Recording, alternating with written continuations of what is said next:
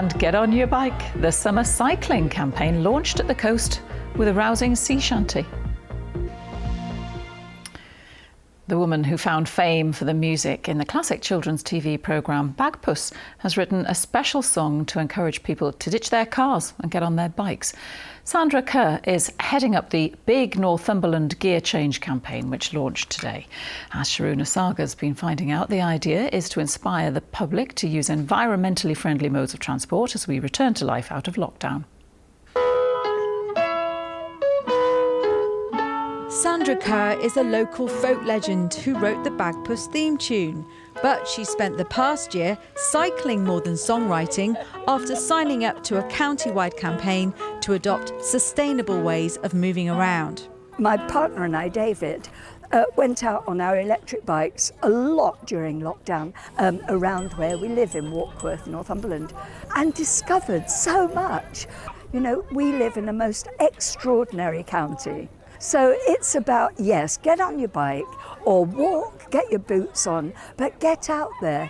It's nearly 5 decades since the cult children's series, and her love of traditional music is as strong as ever. She's even written a sea shanty to mobilise a greener generation. Our county, it is canny, more beautiful than any. Keep the feet walking, keep the tires talking. Plenty to it. Well, it came about because, first and foremost, it's what I've always done. I mean, that's how I got the Bagpuss gig for a start. I was already a songwriter back in the 1970s, and part of my career has been writing campaign songs. So when you weren't writing children's songs back in the 60s and 70s, you were writing campaign songs for the peace movement and for the feminist movement, but now you've gone green.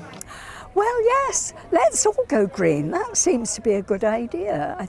Songs bond people together in a kind of common purpose. And the other thing they do is they get the information out there. And this catchy little number is now the soundtrack to Northumberland's gear change movement to drive down carbon emissions. We don't want people to run marathons, we don't want them to take up competitive sport, we want them to look at their journeys, and for those journeys where they can walk and cycle a little bit more often, we want them to do that.